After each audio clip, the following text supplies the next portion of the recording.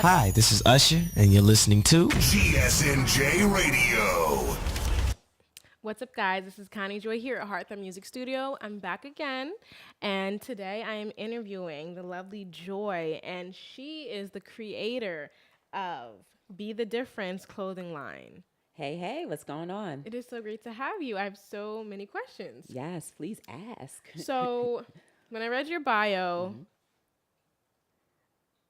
it definitely it meant something to me, and fortunately and unfortunately, sometimes when you read someone's bio, it doesn't necessarily hit you, but it was personal because I felt something with it. I definitely felt something with it. So can you please tell me a little bit about how your clothing line became? Okay, sure. So I used to be an avid gym person, junkie, had like way back, like maybe 2014. And I would go 7 days a week. You know how your friends always drag you, come on, let's go to the Saturday morning class. Let's challenge each other and see who can work out harder.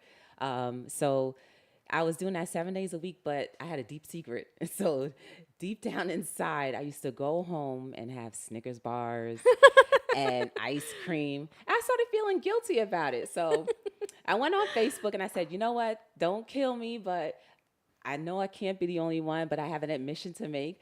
I actually eat Snickers bars and have ice cream after the gym every day. And so one person in particular, my cousin Melissa, who always says, you better say something about me all the time.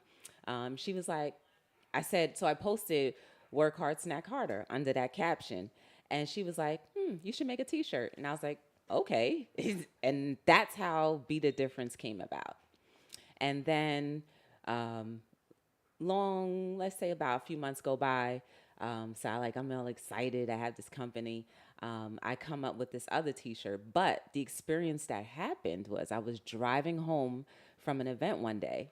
And it was actually in the evening, December. What area were you driving through? I was in Jersey City. So I was going onto the block where I live. And for the first time in my entire life, I actually saw a woman that was, she had to be high on something because the position she was in was clearly like backwards. Yeah, like anatomically not possible. Yeah, she was all the way backwards, like her spine was backwards, and then she was swaying. My heart broke because the first thing that I immediately thought of was when she was a kid, I'm pretty sure this is not the life that she thought she would have. You know what I mean? So that's how my heart broke. And I was like, I'm sure if her parents were around and knew this, their heart is probably breaking too. And so, I kept on driving by and it hit me. I was like, you know what? We all probably feel bad about the situation, hope that she's doing something to help herself or someone is helping her. But I said, Joy, you have to do something for yourself too. Like, you can't just be everyone else and just drive by. And so I came up with this shirt. It's called Addiction Kills the Family. And I have it on right now. So right now it has like this, like the cloth. So when I was getting it made, I said I want it to be like a bear, just ripping the entire body cavity open. That's exactly what I saw. Yeah. Yeah. And so it's kind of like that to me represented how addiction itself kills the family, just rips everything apart. And also, it doesn't necessarily have to be about substance abuse because there are many addictions that go underneath the rug that really affect you just as much. And for instance, you have addiction to working. You have addiction to That's me. cell phones. Like, my goodness, I remember one day I was going to work without my cell phone and I risked being late just to go back for it. So like, there's addictions to like all kinds of things. Food, you have pornography, anything. So think about it this way. If anything could be taken away majority of the time to be with family, it could be an addiction. It's not saying it is, but it could be. But it's just made so that we can be aware of ourselves and just remember why we're here. The reason why we're all human beings together, and that's to help each other. And without us interacting on a normal basis, then you have situations that come up where people, become selfish and Yes. just, you know what I mean? Selfish and they lose track of human nature. And I think that's kind of like what we're experiencing now with the media and with all the things that are going on currently. I'm you know? embarrassed right now because I'm just like, oh my God, that's so true. I'm so guilty of this. But we all are. And that's the thing. Everybody thinks that, oh, okay, it's somebody else. But until you start focusing on the things that have traumatized you from youth, we're not going to heal. Like, and I'll admit it. Yes, I've had traumatizing things when I was younger. Am I healing from them? Some of them, yes. Some of them, no. But until we address things, then we cannot become real whole people. Very true. This is a lot deeper than I expected. Of course, we're gonna go all the way deep. So how did you come up with, so when you came up with the name Be the Difference, it was from the experience when you were driving? Not just that. It's just the other T-shirt that I had was, the grass is greener right here. So I like that. That's a T-shirt. And just to backtrack a little bit, the messages on these shirts are to help the person that's wearing it and those that see it. So you know how we're always subliminally just taunted with images all the time, and then you start to sway that way. So like if you see a cup of coffee all the time, you're like, I'm thirsty. I want some coffee. You know what I mean? So that's human nature. So I feel like if we continue to just look at other people's lives and think, well, oh, they're smiling, they look happy. When they get home, they probably have the best of everything. You do not know if there's any hell going on behind those doors. Do you know how many people are being verbally, physically abused, even kidnapped or murdered? You would think like, oh, no, that's not possible. Girl, yes, it is. Why not? Yes, Why it is that not possible? Right now, this very moment, somebody's being kidnapped. This very moment, somebody's being held against their will in their own home by someone that they love. You have no idea what people go through every day, and you have no idea how hard it is for some people to get up and go to work. So, yeah, some people may act funny and crazy, but you have no idea if there's even any hell going on inside of them that they don't even know how to express because they've been beat down and traumatized so much and told you're not going to be anything, you can't do anything, that, wow, like... It's probably their norm. That's their norm. So going to work is their escape? Really? So 8 hours a day, you only get freedom 8 hours a day, and then when you get home, it's pure hell? That sounds like These hell. are people that we look at every day. I'm not saying that that's the case for everybody, but a lot of people are hurting. And I think if we try to realize or try to like get to know one another, then we'll see like the reason why people act the way they do. Yeah, people are much quicker to judge. Man, this is definitely a heck of a life lesson. I'm like, well, everything that you were talking about is right here at your front door. This is such a necessary message, for the people as well, because a lot of people, they don't have the knowledge of self-healing or what addiction does to everybody around them. Right. They have the mindset of, I'm doing this to me and I can do whatever I want to me. But imagine this. Imagine if you were addicted to a substance or addicted to something. Let's just say something. Well, even like cell phones, you have parents that are addicted to cell phones, and I watched a documentary where it wasn't even a documentary. It's like a YouTube something where parents were at the park with their kids on their cell phones, and it was set up, you know what I mean, to where somebody was coming and just coaxing the kids away, and the parents had no idea. No idea. I saw that. That's horrible. Addiction. That really is terrible. That's ridiculous, actually. It's not even terrible. That's just like... But it's the distractions that we allow ourselves to be a part of. 100%. You know what I mean? Like, what were we doing before cell phones? Because we all clearly had to be born Jumping before. a rope, going door to door, face-to-face communication. I remember when when MySpace was out, it wasn't even a big deal. No. Like, all the little kids, the younger generation had it. But MySpace came out when I was in, like, 9th, 8th grade, and I couldn't have it. We weren't even allowed to be on it, so I had an account at my friend's house. We weren't allowed to because my mom we were the minister's kids. Okay. And we weren't the minister's kids that were bad kids. We were the minister's kids in a small town where everybody knew the church and the minister and the congregation. So if someone even looked like you and they saw you somewhere you weren't supposed to be, I'm telling Pastor. You wasn't even getting a phone call Yeah, on your I'm cell telling phone. We didn't Pastor. have cell phones. When Right. you got home, I saw you such and such. That wasn't me. You're getting in trouble. Well, why would such and such lie? And I'm just like, but it wasn't me. Like, it could have been some other dark-skinned little girl. It wasn't me, but there wasn't that many dark-skinned little girls in the neighborhood. Right. Was it could you have been, though? It wasn't me though. It really Okay. wasn't me. I'm just like, yo, how could I get to this place that you telling me that I'm at? Like, that was before we grew up in Willow Grove, Pennsylvania, in the suburban area. Mm-hmm. It's like taking the bus out here in Jersey. The bus don't take you nowhere near your destination. I didn't know nothing about the bus. And there was just no way I was at this place. There's no way. Mm-hmm. Like, I didn't even, like I said, I never even seen a bus pass until I was 18 years old. Right. I was like, this is the bus schedule? Oh, it's got a lot of numbers on this. This is complex. It wasn't me, but that was when, man, it was so innocent back then. You know, your friends was the ones next door because you wasn't walking too far. We were in church 6 days a week, though. Literally 6 days a week. I know. The only day we wasn't in there was for men's meeting. That was it.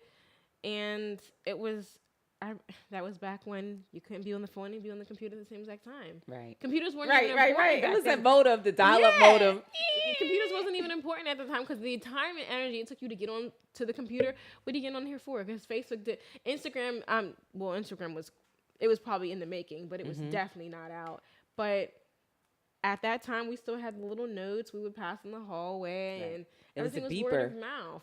I didn't even have a beeper. I remember having a beeper, but it was crazy because it was like, who had the whole idea, the concept of it was so crazy because it's like you have a beeper, but then you have to go to the payphone to call. Yeah. Now you don't see payphones anywhere. You'll see the booth, but the phone's gone. You don't see that at all. Yeah. I really think back then having a best friend was like genuinely having a best friend because it was the communication was so much better. Like, how much consuming can you be with narcissistic was really it didn't even that term didn't even it wasn't even relevant at that time. Right. But there were still people like that though. Yeah, but but you know what? The people that were into themselves at that time, if they would have had the platform that kids have these days now, oh my God, it would have been mayhem. And the crazy thing about it is when social media became what it is, when it transitioned from being what it started out being honestly, when I go on Facebook, I was just like, this looks complicated. I don't want to do this. This looks way too much. I was like, it's just, and it was me going from, because I was in that generation where flat screens for computers weren't even a thing yet. Right. So I'm just like, yeah, that's not for me. So I was actually late on social media as I am with everything. And I don't know what happened, but it literally happened overnight. Social media was irrelevant. It was a thing that everyone kind of had, but it was just, it wasn't a big deal. And then it turned into everybody, every mom, every kid. That's because of the cell phones. It's insane. That's just because of cell phones. And the cell phones have gotten... the cell phones that we used to have were this big. Yep. And the battery would last for hours, didn't do anything. It cost money because we never used it that much. It was $1 a minute. For the right. Bible cell phone. And that's all they really did was you could make calls. Yeah. It wasn't much more than that. $1, but you weren't making any calls because it was $1 a minute. You know? You couldn't call me until after 9 o'clock. Right, when it was free. And you can't never text me because it's 10 cents to receive and send. But now it's just Verizon, shameless plug, Verizon. We never stop working for you. Would always give you that free weekend and free evenings. Just a shameless plug. But the crazy thing about it is if you put the right music behind that, it sounds psychotic and demented. I'm just like, Verizon. We never stop working. I love me some Verizon. Yeah, no, Verizon covers 99% of the country. That's right. We are, and mind you, I'm the unofficial spokeswoman for Verizon, so they really don't have any idea who I am. But we cover every cell phone. So there would be no Boost. There would be no AT&T. There would be no Sprint, if it wasn't for Verizon. So and this is not off topic, but off topic. I saw this commercial, and it's been on every time I get on YouTube. I hear this commercial, and when I first heard it, I was just like, "Oh my God, this commercial sounds so annoying. It sounds so life inspiring." It was just one of those cheeky cliche commercials. And then as I heard it and I listened to it, and the music in the back started getting kind of ominous, I'm just like, "Yo, what are they talking about?" And it's to sell. I forgot what it is, what it's even to sell. But it opens up and it goes, today in today's society, like 70% of women are going to be going to work that never had to work before. And it sounded like it was like, the opening to I Don't Know. And then the music started to get really creepy in the background. But it was literally about selling something. And I'm just like, What? And then now all of a sudden you want to buy that something.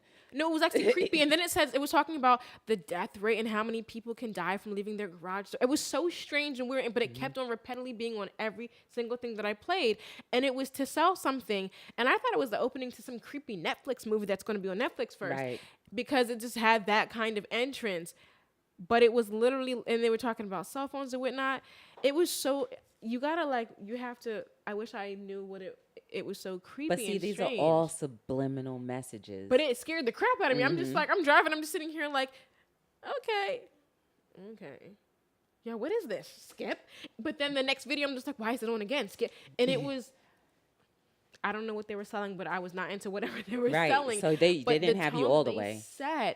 It was just so strange. And I'm just like, I wonder how many people actually get stuck in this because the entrance sounds so welcoming. Right, it's true. And then they hit you out of nowhere like, buy our stuff. And I'm just like, yeah, buy my cancer medicine. And I'm just sitting here like, yo, how did this get on here? I really did think this has got to definitely be, they're trying to sell something. This is a new movie coming out. It wasn't a new movie. It was a legitimate commercial.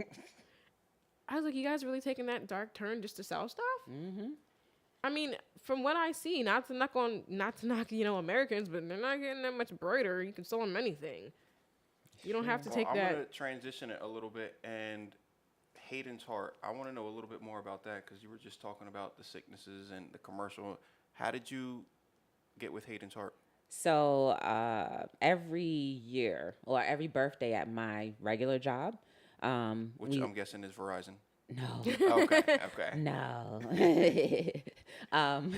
We celebrate each other's birthdays by buying cakes. And I said, you know what? I don't need a cake because I don't like celebrating my birthday anyway. I don't know. So my coworker. What month you born? March. Okay. So it's next month. Oh, no, it's creepy. Happy early birthday. Yeah, happy early. Why? Wow. Anyway, so I said, instead of giving me a cake, donate that money to charity. So every year she's like, no, we want to celebrate your birthday. I said, if you really want to celebrate my birthday, that's how I want it celebrated. Give the money to somebody that's in need. I don't like cake anyway. So the third year she found this charity and I didn't know where she donated the money to, but the card came in the mail and she was like, here you go. So I saw the card and it was, they were sending a thank you card for your donation. And I was like, oh my goodness, this is great. It's basically a charity that raises awareness for babies with congenital heart disease. And the baby you see right there, Hayden, he actually passed away. And I have a very soft spot for babies. I love babies. I used to volunteer at a homeless shelter for babies. And for her to do that, it's like that was one of the best things. And so as the company was progressing, I said, you know what? I feel really bad, selling things and, keeping the money. So I said, let me give some of it to charity. So I give 10% of all the clothing proceeds to Hayden's Heart. So it was. That's amazing. And they're right here. They're actually in a charity in North Arlington, New Jersey.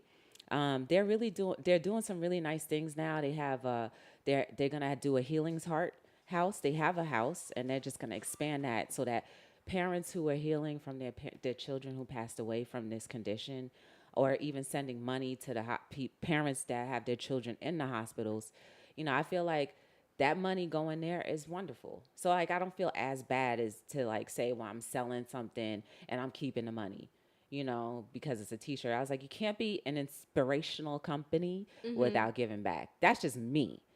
I don't know about other people, and it's really not my business, but that's how I feel. That's what I started. And it feels really good to know that the money is going there. Well, you're actually putting the essence of the company into action. You are being the difference. Trying. Not even trying. You're doing it. You're doing it. You're with the t-shirt line, people see it and it gives them this sense of, okay, I got to change. I got to make a change. Mm-hmm. I have another t-shirt. It's called Prayer Works. And I was just again, this was the first 2 years of when I started, making Design a is t-shirt. hot. Yeah.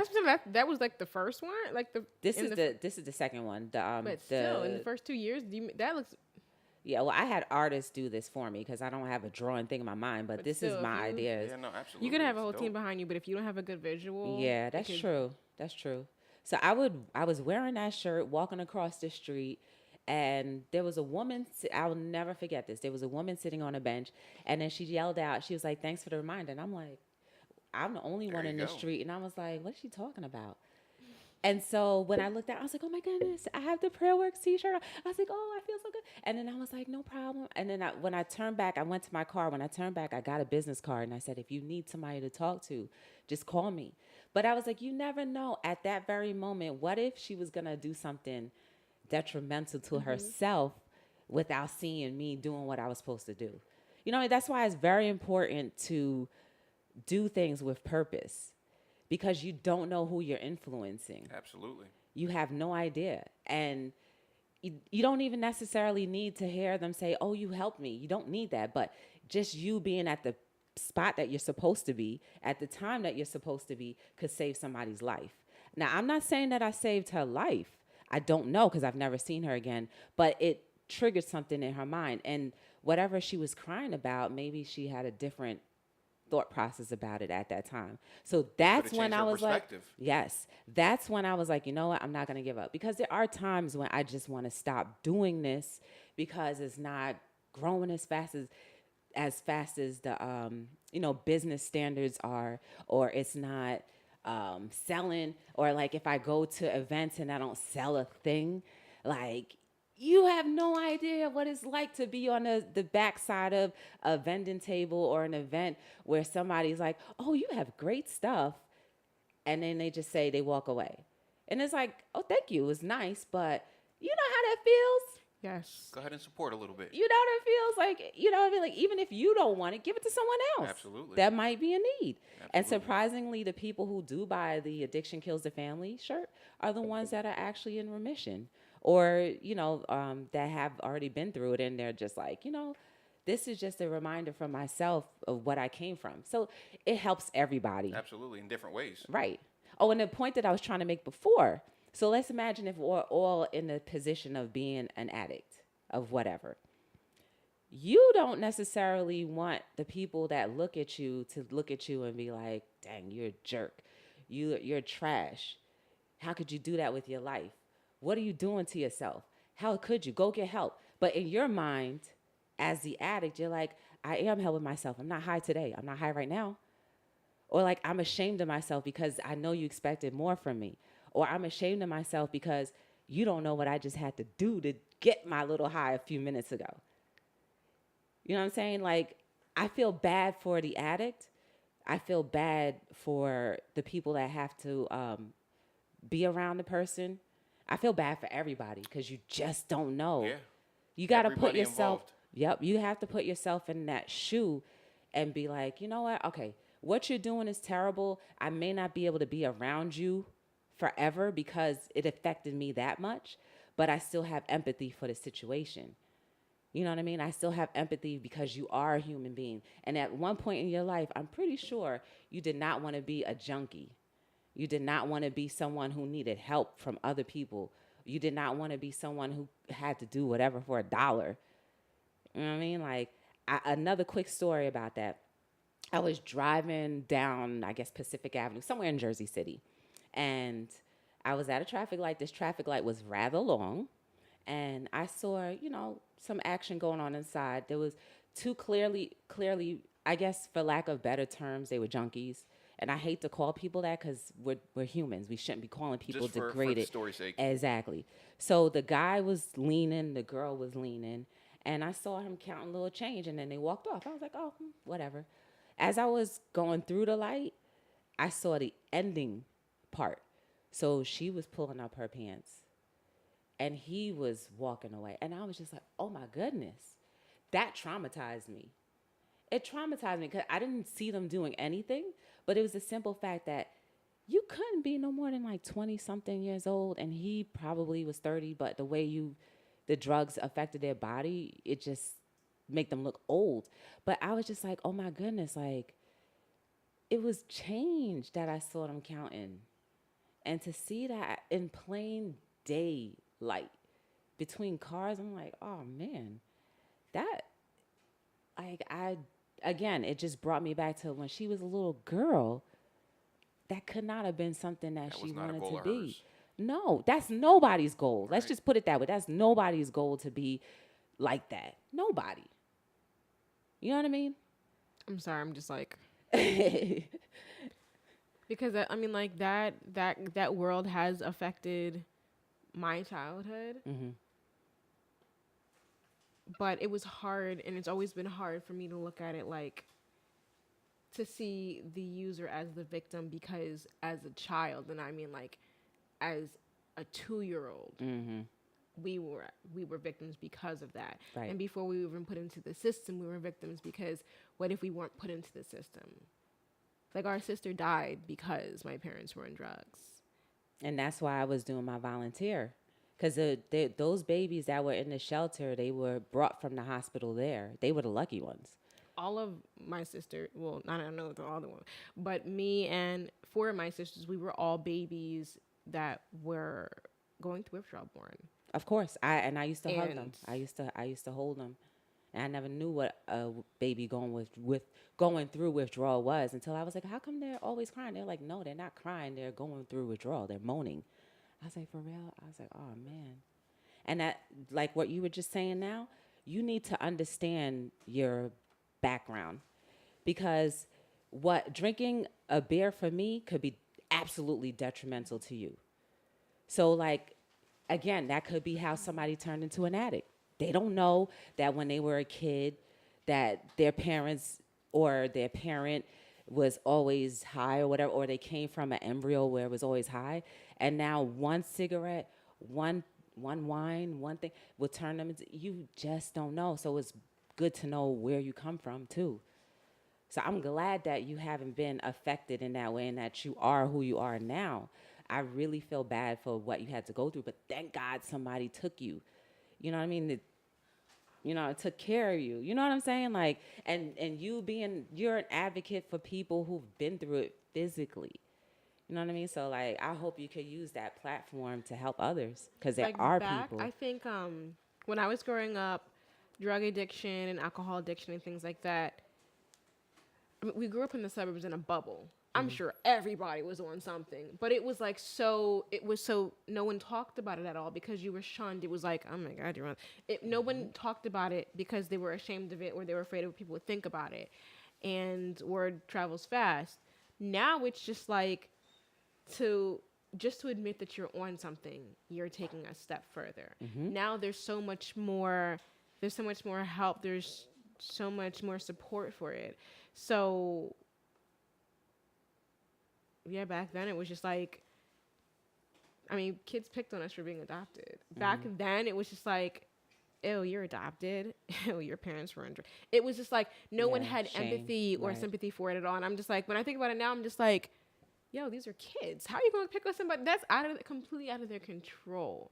They had nothing to do with this. Nobody asked to be, hey, I want to be that fetus that's going to be coming from these two people that are addicted to alcohol and drugs. And I'm not talking about like I dibble and crack from here and they're addicts. That's why education is power.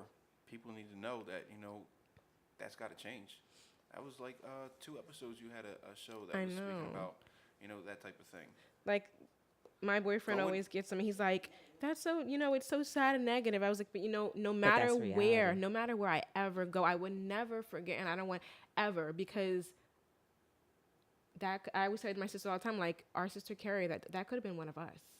Like, we survived for a reason. Like, that was like nothing but a blessing. That's not luck, because she fell through the floor in our dilapidated house that my parents were living in as squatters. So that could have been anybody. So I'll never stop talking about it or promoting it or being an advocate for it, because it's just like, I'm not supposed to be here. I'm supposed to be suicidal, on drugs, an alcoholic, a drug addict. I'm not supposed to be here. I'm supposed to be somewhere on a corner right now. So, and I don't want to people would ever look at me and be like, people look at me and they hear me talk and they go, I can tell your story. You're from the suburbs. You were You don't know. No. That's not true. You have no idea. You don't know. Don't look at the picture and see a rainbow and just assume. So, Another, and before we go off topic again, I have a T-shirt called "Honesty Equals Freedom."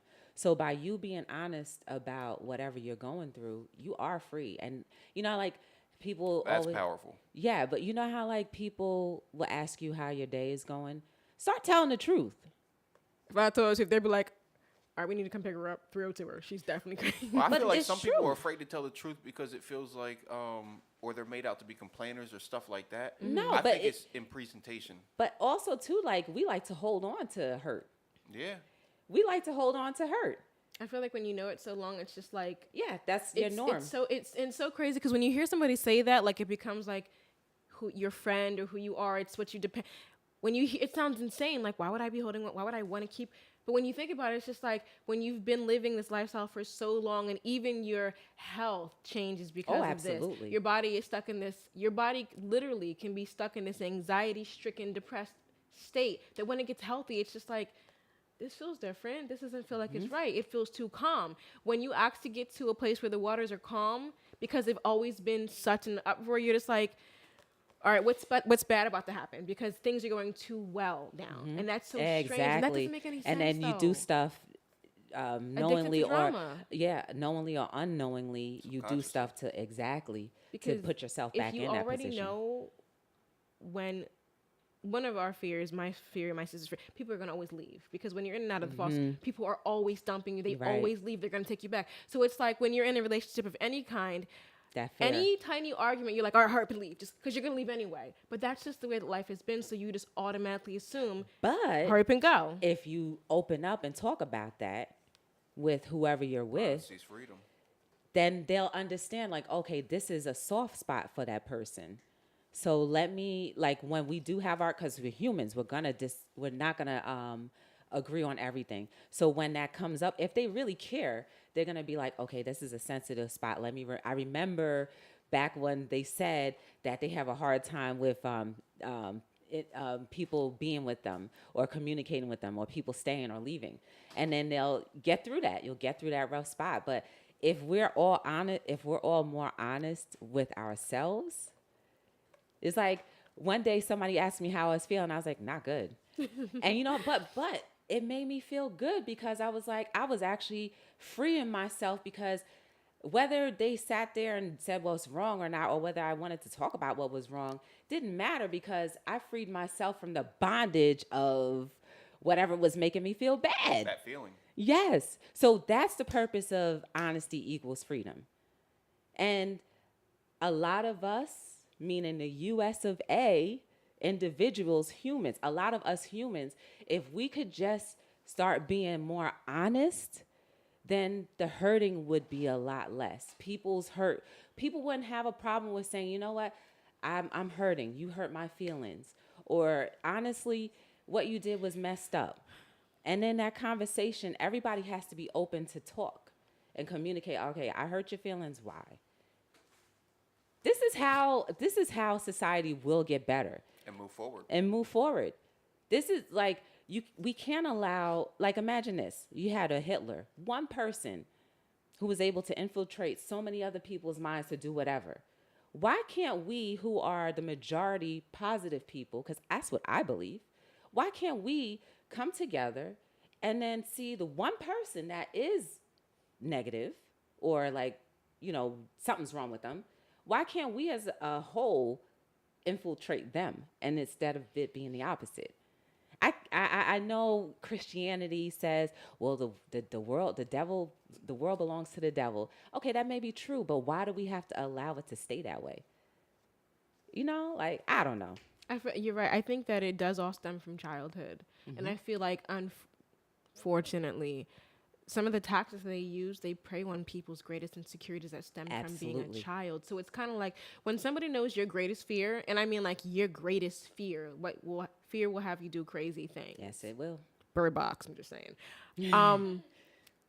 It paralyzes you, and fear takes you to a place where it's just like, what if this, what if that, what if anxiety, it takes you on a roller coaster ride and it takes you there to the end quickly. And you think of the worst case scenario. So people are, even if I don't want to talk about race after everything we talked about already. But even if like you see something that's an injustice and you talk about it on social media, people are afraid to even like that, even if they agree with it and they're the opposite race, because they're like, what if my friends see this? Yep. And you know what? Social media, it seems like such a terrible tool. It is the devil right now. It really truly is. But Even though I utilize it. only Social media will even exactly tell how you use it. who like. Exactly. You like It's a that? tool. Your friend such and such like that. So now you're sitting here and you're magnifying everyone's every move with this, and it's I don't know what it was ever intended for, besides I guess socializing, but it's being used in so many other ways that it's working against us. No, people are always going to get creative. But just remember who is behind it, though. It's always going to be a person or a group of people that's behind it, swaying us to do certain things. So social media can be used in a good way, but why do we have to repost things that are bad?